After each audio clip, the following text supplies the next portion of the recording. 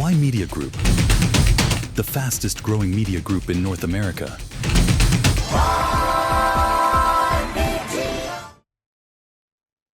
Hello and welcome back to Why Media Newsroom. I'm Ramona Singh, and we saw the Prime Minister essentially after the NATO summit go to meet the Crown Prince Mohammed bin Salman in Saudi Arabia in Jeddah to strengthen the trade relationships and investment ties with Saudi Arabia, marking a very significant shift from where Canada's relationship was with Saudi Arabia during Prime Minister Justin Trudeau's era. If you recall, in the late of 2018, essentially, if you recall the post that was posted on X, I think back then it was Twitter, by Krista Freeland, who was the Foreign Affairs Minister, about the human rights record of Saudi Arabia. And then it was created a massive diplomatic row where Saudi Arabia recalled all of the international students that were in Canada. And also it was just a massive diplomatic thing that really never recovered.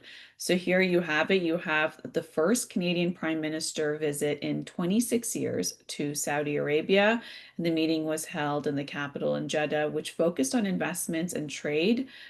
This is a critical time for Canada that it's looking to diversify its trade from the United States.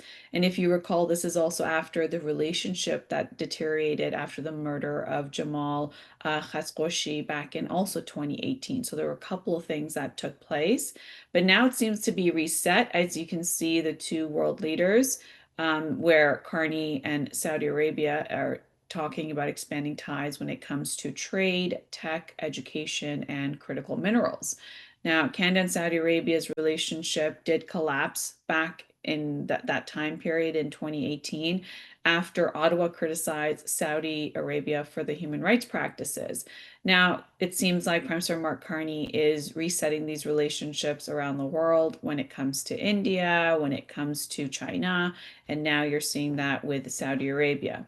Now, foreign policy, it appears, is increasingly becoming more driven by economics, where Canada is resetting its relationship where there was a falling out, whether it was on human rights or other issues that were the main reason why there was a sort of a situation between the two nations, whether it would be with China or with India and Saudi Arabia. But we're seeing that all reset when it comes to Prime Minister Mark Carney's agenda on the economy, creating jobs, and diversifying away from trade when it comes to the United States. So now when it comes to global competition for investment, of course, that's intensifying, and Canada appears to be willing to engage with countries with what would be differing political systems, human right track records, and this is a way that the Prime Minister is trying to drive home in terms of making sure that this benefits Canadian jobs and economic growth.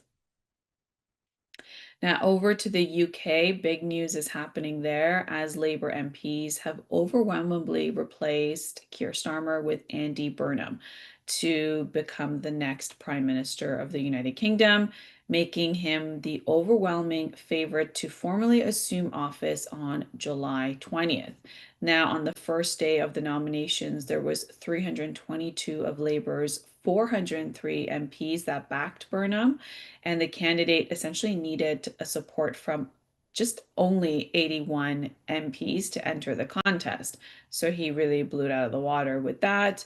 Now, with Burnham taking almost 4/5 of the parliamentary party, there's not enough uncommitted MPs left to be a serious challenger to emerge before he's crowned Prime Minister of the United Kingdom. So he was technically one nomination short of making his victory a mathematically automatic, because 323 MPs would represent a majority of the entire Labour caucus. Now, there are several MPs who were absent.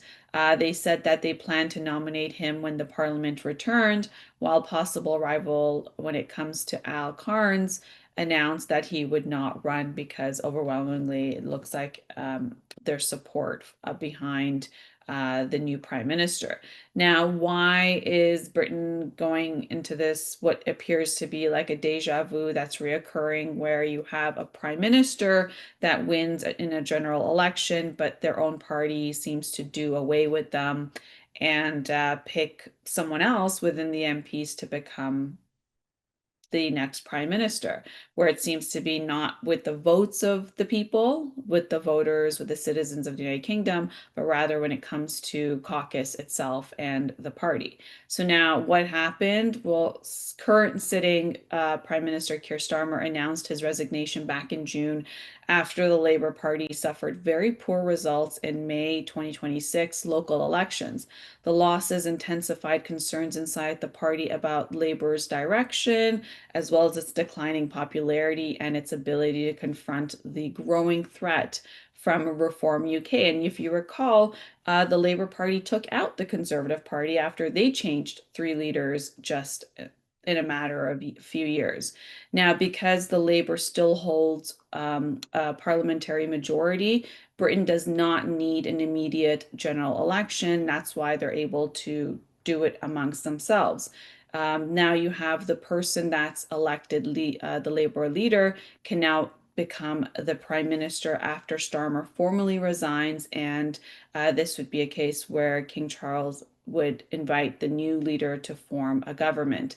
So now what took place was you had the nomination for the Labour leader open up. It's open until July 16th. And now Burnham is expected to confirm as Labour leader on today, which is now by July 17th.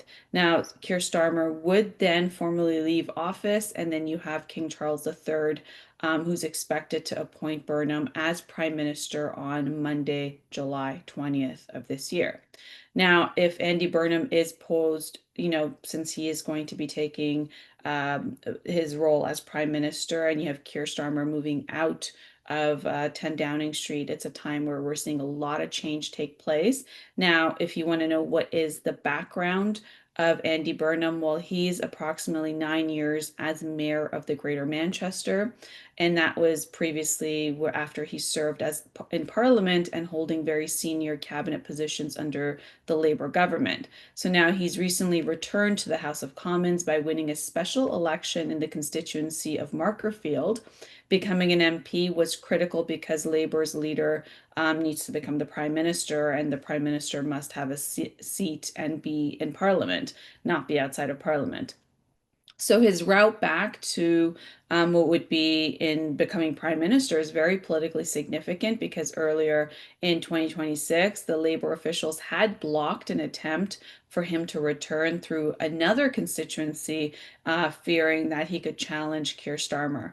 And now, so it appears that he's got majority of the support, and now he is going to be the next prime minister. This is a significant time in the UK because when there's a shift, you're seeing that the public is essentially expecting a reset. Now, Burnham is generally associated with Labour's soft left rather than what would be the hard left or would be a centrist wing. He has previously ran unsuccessfully for Labour leadership back in 2010 and 2015, making this his third leadership attempt. He has built a national profile as Greater Manchester mayor through bringing the region's bus system under greater public control, as well as calling for more power and funding to be transferred from London to Greater Manchester. And he campaigned on housing, transportation, and regional inequality. Now, when it comes to challenging central governments over funding, this was something that he was key in during the COVID era restrictions, and he also promoted more interventionist economic agenda. Now, his governing philosophy has sometimes been described as Manchurianism, and that is using what would be a local investments, public infrastructure, as well as devolved political power to stimulate economic growth. Now, Burnham enters the race, even though it's open, and it looks like he's not going to have any challengers because he's got the overwhelming majority and he will be crowned the next prime minister. This is at a time where the other MPs are going to fall in line and back the new leader and the new prime minister. And this will be a reset because now you have him taking helm, and it's also expected where will he stand that would be different from Keir Starmer. Keir Starmer just went to NATO summit. Prior to that, he was at the G7, and the commitments that Prime Minister Keir Starmer has made now, Burnham is expected to present himself as what would be a change from Keir Starmer, while maintaining several of the British foreign policy commitments that were made, because that would just be something that you wouldn't do with a new leader who would, because the commitments are made with other countries when it comes to foreign policy. So now he has indicated that he would continue to support NATO and Britain's nuclear deterrence when it comes to supporting Ukraine and funding for Ukraine against Russia. He also has committed to supporting UK's relationship with the United States, as well as the higher defense investment that has been called for now under NATO to 5% of GDP by 2035. When it comes to domestically, he's expected to emphasize housing, transportation, regional investments, public service, and a greater devolution away from what would be Westminster. Now, he's also been criticizing Labour earlier in terms of their response to Gaza war, and suggesting that Britain should take a stronger position regarding Israel settlements as well as humanitarian crisis. So it'll be very interesting to see how he will stand on those issues when he's in office, and on July 20th. Now, when it comes to Burnham, he would inherit a very difficult political and economic situation. There is a weak economic growth as well as pressure on household finances. This war with Iran has essentially created a massive surge in energy prices, and that has contributed to the inflation numbers in the United Kingdom. Now, there's also the overstretched national health services that's top of mind for the people of the United Kingdom, as well as rising welfare and disability benefit costs, immigration and asylum seeking, system pressures that exist in the United Kingdom, and what would be a demand for higher defense spending, which has been really hammered by NATO in the previous summit. And one of the major ones when it comes to the political front is the competition from Reform UK. There seems to be a surge of support for Reform UK, which is, far right of right, so more right than the Conservative Party in the United Kingdom. And then there's a strained relationship between Labour and parts of its traditional voter base, as was really the downfall of Keir Starmer, and that's something that he's going to have to reignite again. And another one is the Middle East instability that we're seeing take place, that it's creating increased energy prices. So in this case, you have Andy Burnham's overwhelming support gives the Labour a very quick and orderly transition without them having to go into a leadership election, and then you would stall what would be government matters for quite some time. And it would create a lot of political risk. So now he will be in Downing Street without a competition, without a competitive leadership race, really, and or a national election or a detailed examination of his policies. So that has created concerns from the Conservatives as well as the Reform Party. But what this does is it allows him to begin with what would be party unity in the Labour Party that we haven't seen for quite some time, since last year. And it also means that voters may expect a visible change almost immediately with a new prime minister. So his success will depend on whether he can turn his Manchester record into what would be a credible national plan for the United Kingdom, and whether changing the leader is enough to reverse the Labour Party's broader political problems. That is to be seen, because when it comes to leadership changes, it often is supposed to reset public expectations. But in this case, you have Andy Burnham's challenge that won't simply be winning support within Labour, which he already has, which has positioned him there, but now it's about convincing voters if he can deliver on the measurable improvements and results that he wants to put forward in terms of improving the economy and more specifically the public service. Now, going back to President Trump in the United States, there has been big news in terms of him making changes to the U.S. Election Assistance Commission, and that has left the federal election agency effectively frozen.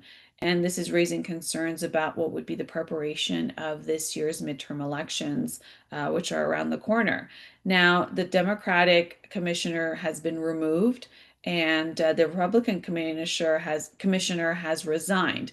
And so now the agency lacks a functioning leadership to be able to put things in process for the midterm elections that are in November of 2026. Election officials have expressed their concerns, and this is the time where you've had the president say that the election that he lost to Joe Biden was stolen from him, and he's made a lot of accusations that have yet to come to surface and to be proven.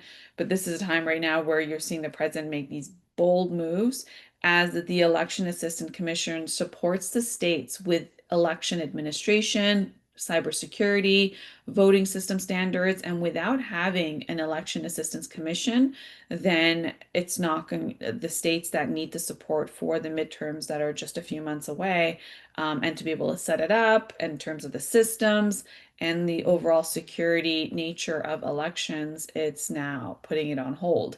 Now, election administration rarely makes headlines because that's supposed to not be a problem. It's supposed to be very stable oversight, that so you could have trust in the election process. But this is now becoming increasingly important as the confidence of this election now remains very politically sensitive. We'll let you know what happens next with this situation there in the United States. And there's been some accusation of President Trump in terms of benefiting by being in office and at times also making a lot of money when it comes to stocks, making announcements, essentially buying stocks in companies prior to making big announcements with those same companies or those industries, and then having those stocks do really well because now President Trump, his net worth has increased by at least $2 billion since he took office. So there's been a lot of accusation of corruption while being in office. And now you're seeing that it's been announced that analysis on the president's financial disclosures show that his investment portfolio has significantly outperformed the broader stock market since returning to office. And that would be excluding his holdings in Trump media. Now, the president says that he has nothing to do with it. It's another other people. It's not under his control. They deal with it. He's completely blind to the investments they make. But there's been accusations of how is it that his stock picks are picking exactly the right companies, the right industries before he does his massive press releases in the Oval Office and what his big announcement with the Dell computers, and then all of a sudden the stock surged and President Trump was one of the beneficiaries. So now over 21,285 stock trades reported in 2025. The portfolio returned 37.3%. Okay, so President Trump's portfolio returns are 37.3%. Meanwhile, the S&P 500 returned 23.5% over the same period. So it's very significant to be able to outperform the S&P 500 by about 13%, which is all the accusations seem to be mounting on the president. Now, analysis when it comes to all of this excludes what would be Trump media holdings, and these are based on disclosures through July 2nd. Now, presidential return disclosures provide insight into what elected officials' investments are. And at this point, you're seeing President Trump's large volume of trading has drawn renewed attention and has drawn renewed attention around markets. And as markets are continuing to respond to economic and geopolitical developments, and you can see he's definitely outperforming by 13%, the S&P 500. You have this take place, and it begs the question of, when you have people in positions of powers, whether they become the prime minister or the president, they're really supposed to put everything in blind trust and not have any sort of control oversight on their investments. And even though president says that he doesn't have anything to do with it, there's managers that are managing his portfolio. it still begs the question of how he's outperforming the stocks. And knowing that because he's the president of the United States and anything he puts on Truth Social or any statement he makes in an interview, it changes things. Like when he at the NATO summit said the ceasefire with Iran is over, you had the markets react 5% increase on the price of crude oil. Immediately it happens. And then we've seen him do that consistently because he knows what he says will impact the markets. And surprisingly or not surprisingly, he's able to buy those same very stocks of the things he talks about that affect the markets, and he makes more money. And that's what has been happening since he's taken office for the second. And this would be his last term. He only has another 2.5 years, and he's not able to run again. Constitutionally, a president cannot have more than 2 terms. So there you have it. So whether, he says it's strategy, timing, or market conditions, that he has nothing to do with it. There's managers that are managing it. But when it comes to performance highlights, and this is important, and how closely investors are watching financial activities of political leaders, and he is one that he's just all the things he used to say about Nancy Pelosi and her investments and how much money she made, or anybody in Congress or Senate. Well, it's proven to be a lot different when it comes to the numbers of his portfolio. We're going to take a quick break and we'll be right back.